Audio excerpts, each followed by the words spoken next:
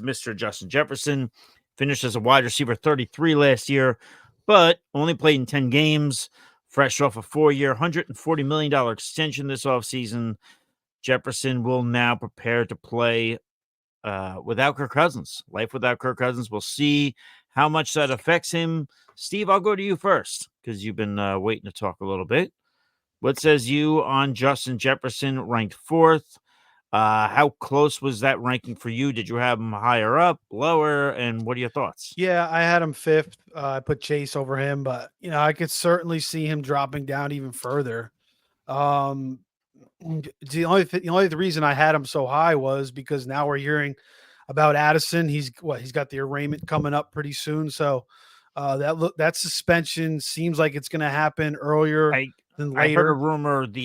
Just to say, I heard a rumor today the Addison suspension might be around 3 games. I did see that today. So, and then you got Hockenson also working back from an injury. So it's like, who the hell are they going to throw the ball to? It's going to be Justin Jefferson. Now he gets a ton of targets by default, even with the talent out there, even with those 2 guys out there last year. But I mean, it's going to, might just be absolutely insane. But then you got Darnold and McCarthy, and all indications were that Darnold was going to take the job, and now there's rumblings that McCarthy's outplaying him. So whether that's a good or bad thing or not, I don't know, but there's definitely a big drop off at quarterback, at least this year, for Justin Jefferson. So having him in my top 5 doesn't feel great, but I think you offset that with the amount of targets he's going to continue to get with those 2 guys out. Now that may draw more attention to him. That may mess up some things for him as well because he's getting even more double teams. But I like the coaching staff there. I think they do a good job. I like the fact that they brought in Aaron Jones. I think he's going to open up some things in their offense as well. So, and I think Darnold and McCarthy could do a decent enough job. I mean, we saw freaking Nick Mullins. I guess they were kind of winging it around, slinging it around. Probably didn't give a shit as much. I mean, Nick Mullins is thrown for like 400 yards. So, we could see some of that too. Maybe they just get into some of these games where they're slinging it around. So I think Justin Jefferson, the number 1 pick, pretty much every fantasy draft last year. He had the number 1 finish 2 years ago. I feel decent about him in the top 5, but I could see him, maybe not finishing, maybe like somewhere in the top 12, but maybe not that top 5 mark. But I still feel great about him just because those guys are going to be out. He's going to he's going to soak up all those targets. And I think the coaching staff is competent enough to, kind of hold up those quarterbacks. Just before Pete goes, Anthony, what do you call Mr. Nick Mullins? What'd you call him in the past? Small Dick Nick. Small Dick How would Nick. You know?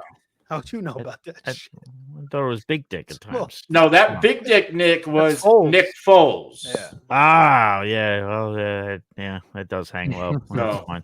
All right, let's go to Pete. Let's get our mind out of the gutter. Let's go to Pete. Pete, what says you on Mr. Justin Jefferson again, ranked 4th in our consensus top 12?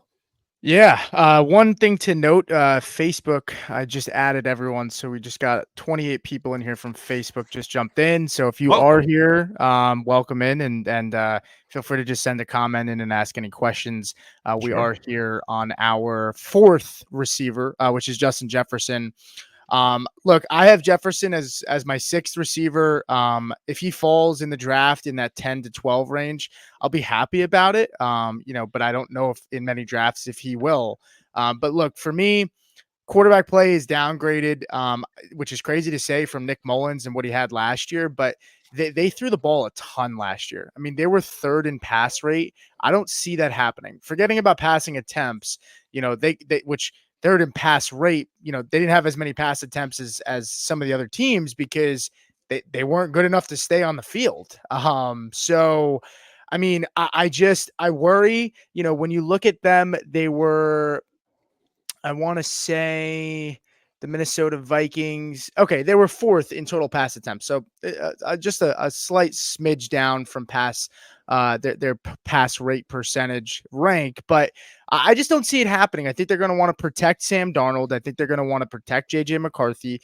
Last year they had nothing invested in Nick Mullins and the guys throwing the ball, and so yeah, they were in a lot of games where they were playing from behind. I think Brian Flores is going to make this defense better, which we did see them improve last year. I think it's going to get better. They did lose some key players on the front seven, but I don't know. For me, I look at it like it's the same with Jamar Chase, where, how many Justin Jefferson is pretty much playing possibly with like a bottom 30 to 35 quarterback this season.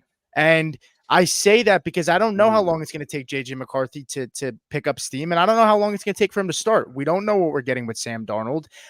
So I do worry. It is a benefit that they play in a dome, and so that should help. But they also upgraded the running back room. They didn't have an Aaron Jones in this room last year. Alexander Madison was atrocious. So for all those things, look, he's still my wide receiver 6. I'll be happy if I get him. But I'm not paying up for him over guys for me like AJ Brown, St. Brown, Jamar Chase, Hill, and Lamb. I prefer all those guys over Jefferson, and I will draft them accordingly. We are getting asked by Ty Harrison here, which, Steve, I'll go to you here. Are you worried about Jefferson coming off of injury? Could this be something that lingers? Or dare I say, knock on wood, we don't get this, but could he become a player that starts getting hurt? No, I'm not really worried about that. I mean, what was it, a hamstring injury last year that he got that kept him out? I mean, hammies are always a bitch. Obviously, we see that with Christian Watson. But, I mean, all indications are he's fine. He's healthy. Everything's good to go. There's been no reports. So, yeah, I'm not overly worried about that right now. No, Greg, not selling JJ in fantasy.